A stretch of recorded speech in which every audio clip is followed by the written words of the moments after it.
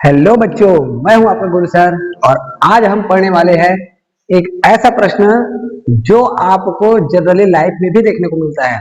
देखिए, एक व्यक्ति ने बैंक में सावधि जमा के रूप में 40,000 रुपए एक वर्ष के लिए 10% वार्षिक ब्याज की दर से जमा किया। कितना रुपए? 40,000। कितने समय के लिए? एक वर्ष के लिए। और दर कैसा है? 10% वार्षिक। यहां पर एक कंडीशन लगा देते हैं, यदि ब्याज की गणना छमाही है।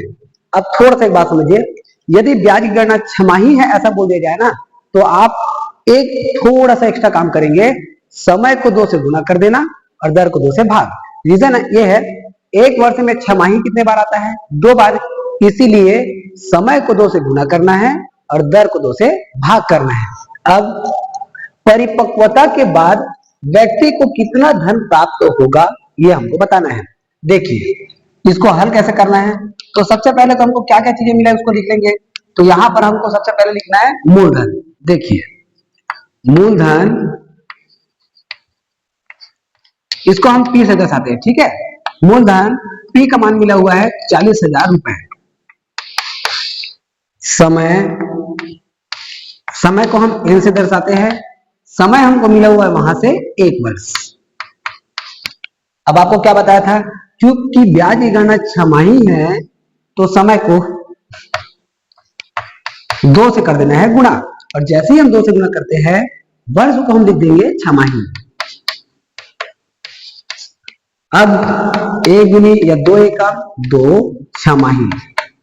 अब थोड़ा सा यहीं पर आपको ध्यान देना है, जब समय का मान रखना होगा तो अब वहां पर हम 1 नहीं रखेंगे, क्या रखेंगे? 2 रखेंगे। और दर,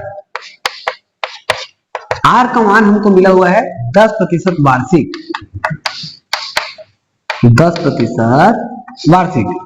अब शुरू में बताया था समय को 2 से गुना करना है, दर को 2 से भाग करना है। तो यहां पर भाग कर दिए 2 से, और जैसे ही 2 से भाग किए फिर से जैसे यहां पर छमाही लिखे थे, वार्षिक को भी क्या लिख देना है? छमाही।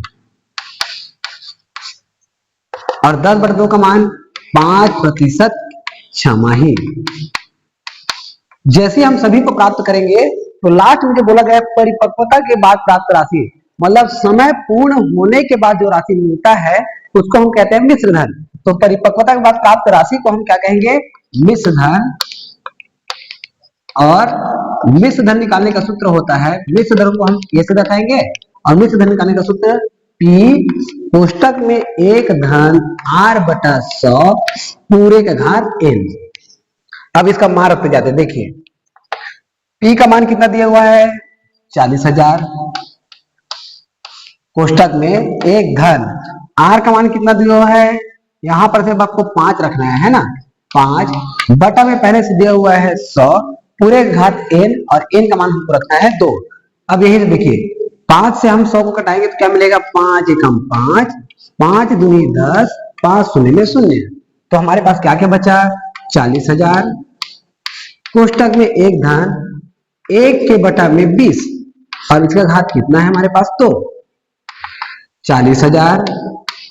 कोष्टक में 20 एकम 20, यहां पर तो हल कैसे करते ध्यान दीजिए ना। 20 एकम 20 धन 1, तो हम 20 एकम 20 धन 1 करेंगे तो 21/20, और इसका घात हो जाएगा 2। अब क्योंकि घात में 2 है तो उसका 2 बार गुना होता है, मतलब जितना घात उतने बार गुना। तो यहां पर हमको मिल जाएगा 40,000 गुना 21/20 गुना 21/20। अब यहां से समझना ना, 0 से 0 कट गया, ऊपर नीचे से कटाना, नीचे नीचे से नहीं, फिर नीचे से ऊपर वाला 0 कट गया। अब थोड़ा सा देखिए, 2 दूनी 4, इन दोनों को गुना करने पर कितना आया? 4। फिर 4 एकम 4, 4 एकम 4, यहाँ पर का 2 0, मतलब हमको क्या प्राप्त हो गया? 100। और 100 गुना 100 गुना 21 गुना 21 करेंगे तो यहाँ पर तो 100 बचा रहेगा, और 21 गुना 21 करने पर आता है 441। आप लोग 1 से लेकर 25 तक का वर्ग याद कर लीजिएगा, ताकि तुरंत आपको मान प्राप्त हो जाए, सोचने की जरूरत नहीं पड़ेगा, न ही आपको गुणा करने की जरूरत पड़ेगा।